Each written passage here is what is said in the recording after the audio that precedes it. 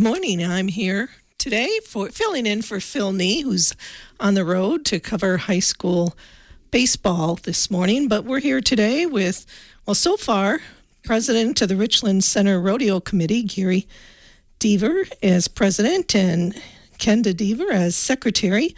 But missing in action right now is Dean Reinhardt, who's the treasurer. But I think we'll do just fine, and I'm sure Dean will eventually find his way in. How are you this morning, Gary? I'm doing fine, thank you. And we're here today because you've got a very busy weekend coming up. Yes, we do. It's the finals for Wisconsin High School Rodeo.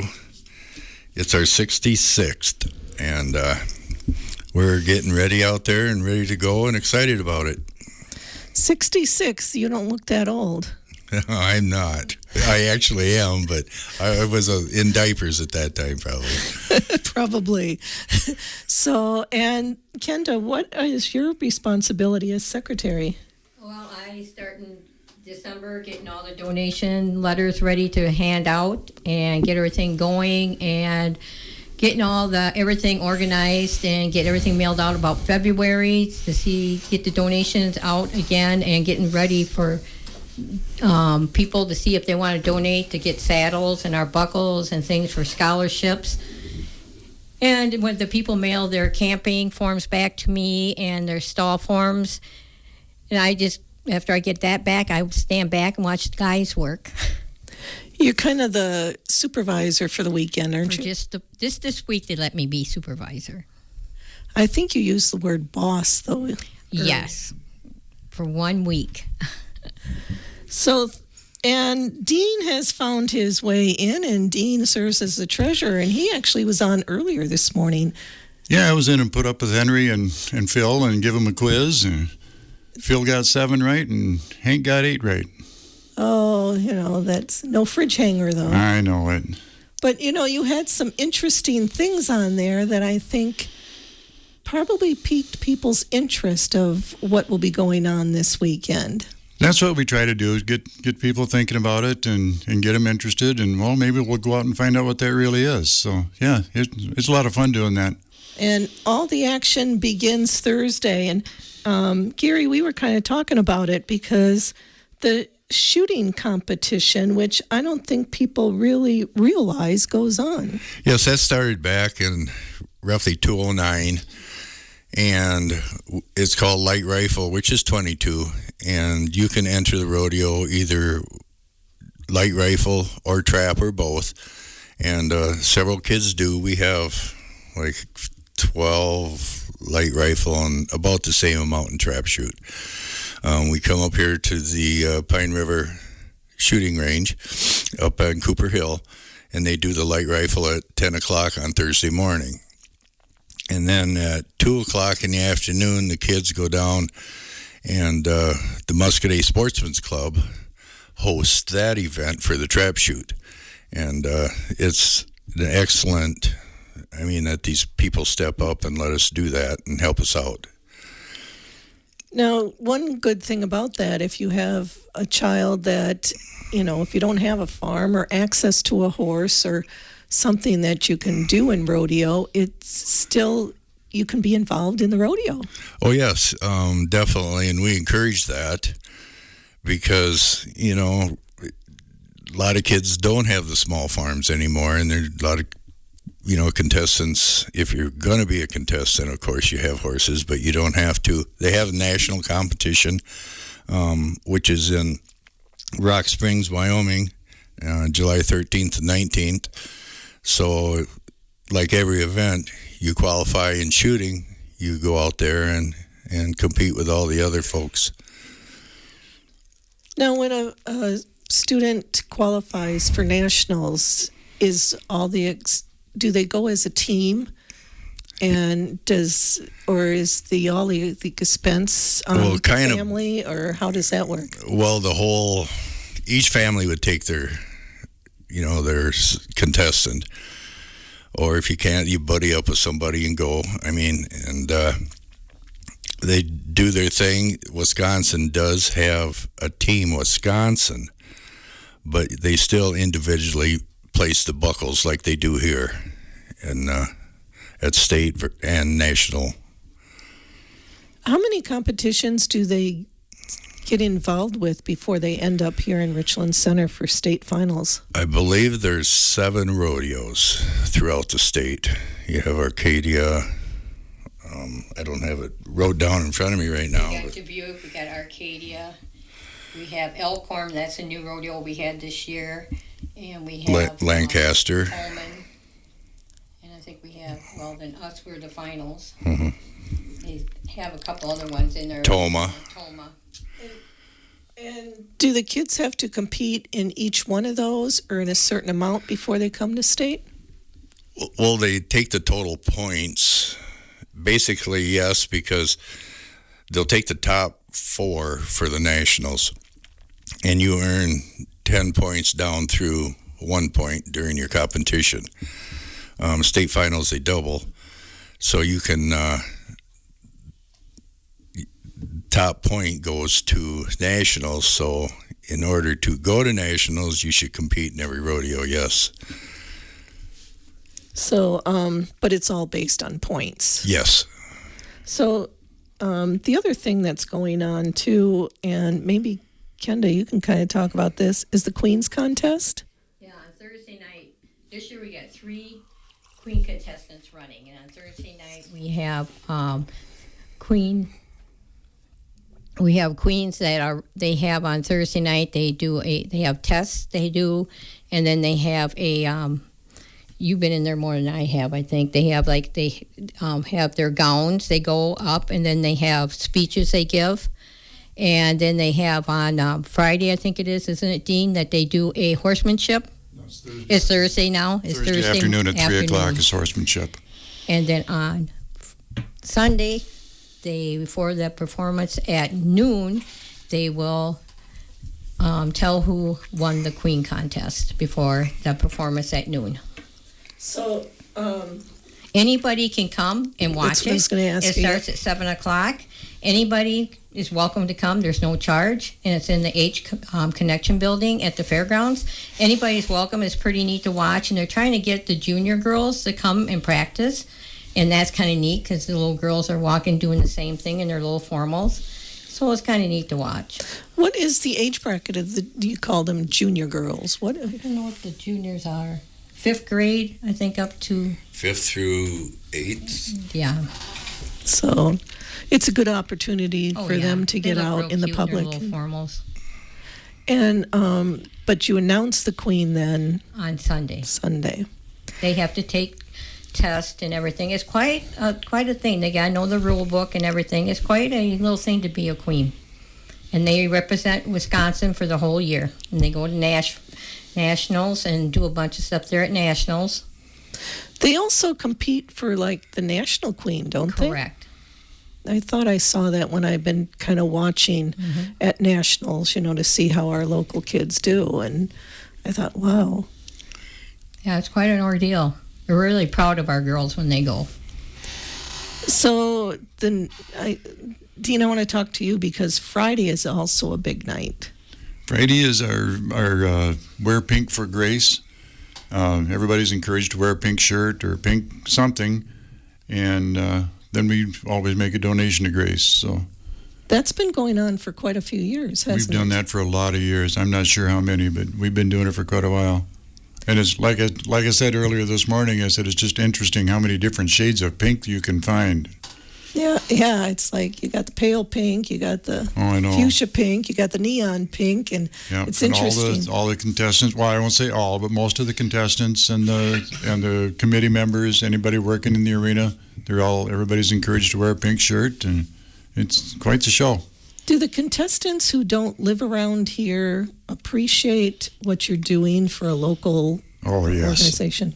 yeah, they're always coming up and thank you guys for all the work you put in, and thanks for all you do, and they've appreciated a whole lot.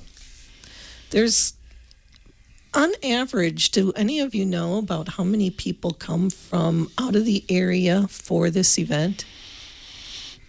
Oh boy. Well, we only have one local contestant, Mr. Cooley, and I think that's local Richland Center. So out of 100 contestants, we have a local one. So there's a lot, because they're not only coming by themselves, they're bringing their families and their siblings and everyone else, which is good for local business, isn't it? It is, yeah. And they're not just from Wisconsin. They're from Iowa. I don't know if we have any Minnesotas this year, or I think so. Iowa and Minnesota. but And if Wisconsin. if our rodeo is closer than, like, if somebody lives on the east side of Iowa and their state finals is closer, clear on the west side, it's closer for them to come here, so they apply and they're allowed to come in rodeo in Wisconsin. I could be wrong, too. Hasn't there also been some from Illinois Oh yeah, in the past? Yeah, in the past, yes. So it's a wide range. And then I think probably what people are most familiar with is the big parade on Saturday. that's always fun. Now, Kenda, you gave me a list for our MCs. Correct. And how are things coming for the parade? You need to talk to Marty on that. All I do is get our rodeo contestants ready, and the state board helps quite a bit getting the kids all lined up. And I just get them up to the corner, and they sit there till they're really good. They stay up there really good and wait for their turn again. We have over 122 horses right now around that's going to be on the grounds that are registered already, and about 72 campers registered right now. And they do really good, and they're excited about it. We seen some contestants at Arcadia a couple weeks ago, because we go up there to pick up some equipment, and a lot of kids go, we can't wait till Richland Center. They're so excited to come here. And we are the biggest rodeo that brings in spectators to watch the rodeo. And they're so excited about that too. And our little town is the best place that sponsors and helps us get this rodeo on. If we couldn't have these sponsors, we couldn't do it. I mean, they step up so well for us, and the kids really appreciate it. And what time does the parade step off on Saturday? 10:30. If there's a local organization who'd like to participate, do they need to register? Can they just show up on Saturday? You need to get a hold of tourism, Marty Richards. You need to call him. I've had a few phone calls, but I don't do that. The only thing I do is, like I said, take care of the rodeo contestants and get them ready to go. All right. And so what is the route for the parade? Do you know that? I think Marty gets them going down by the Crosscut Park, and they go down Central Street and then go back up through town, and then they go back up Church Street. Now, due to the grading in the roads, though, the horses join at a different place, don't There's they? no more grades. They're gone. Oh, see, I haven't been up there Yeah, since the they did grades, all they that finally road took work. 'em out, yeah. But the horses, Marty tries to get them all come from the fairgrounds. So there's only one trail that the manure picker-uppers have to go. I didn't want to be, because they have manure people pick up after the horses, so they don't have to go up so many different roads. Well, I know in years past when I wasn't working on Saturday morning and could go, it's kind of interesting because some of the manure picker-uppers, they would dress as clowns and things, wouldn't they, in the past? Yeah. That always, I think, what the kids enjoyed the most was watching the manure pickers in their clown outfits. Yeah. So, well, this is all great. And I think, then things will really wrap up, though, on Sunday. And who would probably be the best one here to talk about finals? Gary. Okay, the finals, it starts in at 11:30, and all the past all around and all the past queens. I know one, Larry Hamilton, for instance, is out 50 years, so he'll be here all around. And we introduced them, and the queen is then, the points are tallied. They know that on Saturday evening, but it's a surprise on Sunday who becomes queen. And at that time, the state board, a couple guys, they put the saddle on her horse. She rides around the arena with her roses, And ways to everybody, and it's a fun time, and at noon, rodeo kicks off, and we start it from there. Now, Kenda, you kind of talked about how it's important to have all these sponsors, and that's where you get your saddle and stuff from, isn't it? Yes, we have our RCRC. We go out to get sponsors for the all around cowgirl, all around cowboy, and the queen saddle. And our sponsors for them have been so great. They've been our same sponsors, while Joneses have been for since 1988, and then we got Shrivers and Compeer Finance. They do the queen saddles, and we've got some buckle sponsors. We've got so many sponsors and people that are so great that come forward to sponsor all these buckles, because each event gets a buckle, and if we didn't have them, these kids wouldn't get their buckles. I mean, we can't afford, our committee to pay for them, and these kids wouldn't get their scholarships or their buckles. And every year we've always had enough money coming in to pay for these kids to do this. And if we didn't, these kids wouldn't get their awards. And there's just too many sponsors to name them all. I tried one year and it didn't pan out. I forgot one. So I know all you sponsors out there know who you are, and we do appreciate it. Well, that's like on Monday, I bring in who won everything on Sunday down here to WRCO. And then plus I bring the list in of everybody that sponsors what award, and you guys name them all off. So please listen on Monday. WRCO list all the sponsors will be listed, and you will hear your name on Monday where your money that you donated to Wisconsin High School Rodeo, where your money went on what award. So you will hear your name on Monday.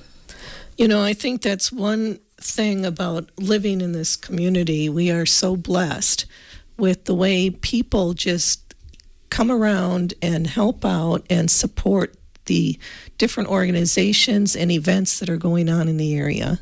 Oh, that's for sure. If it wasn't for that, there wouldn't be a whole lot going on in this county. No. Well, we'll take a break and come back in just a few minutes.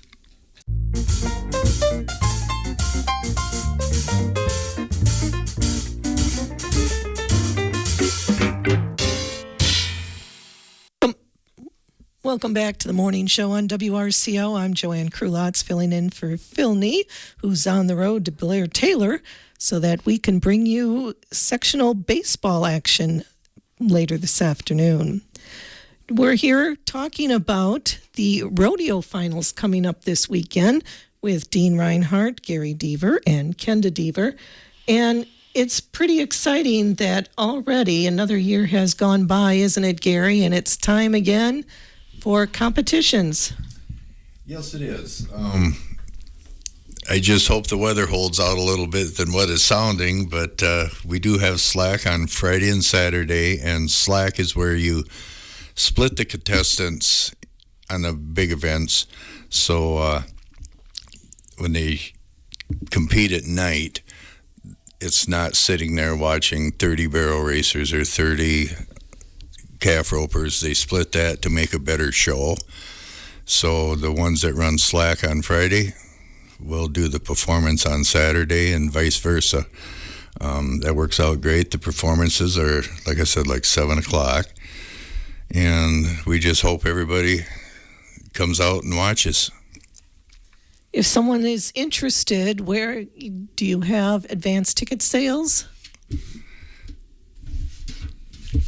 We have advanced ticket sales from now till June 13th at noon at Creative Layers on 142 South Central Street. That's downtown, as a beauty shop downtown.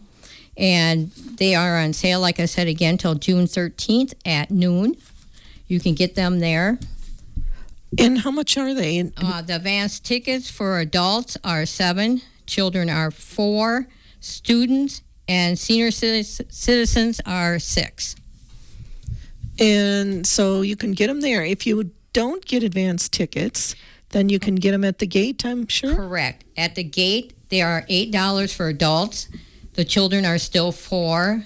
The students and senior citizens are $7. Now, on Sunday, the prices go up because it's the final date. So you only can get them at the gate. The adults are $9. The children are still $4. The senior citizens are $8, and the students are $8. And there's no family rate. It's just single tickets. Correct. We do have a weekend pass, which you can get a packet that's got Friday, Saturday, and Sunday in it, and it's not advanced. It's $25, but there's not advanced price. It's just a flat rate of $25. It's still a good deal. Yes, but like I said, you can't get advanced price on that. And that is at Creative Layers, too. You can get that packet there. Okay.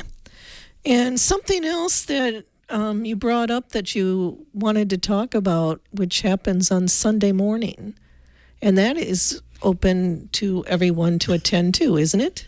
Yes, it is. It's we have a Cowboy Church service. It's in the Connection Building or the H Building, whatever you want to call it, right near the office. Monty Berger is there. He's done it for years, and he'll do a good job. But it's at 8:30 on Sunday morning.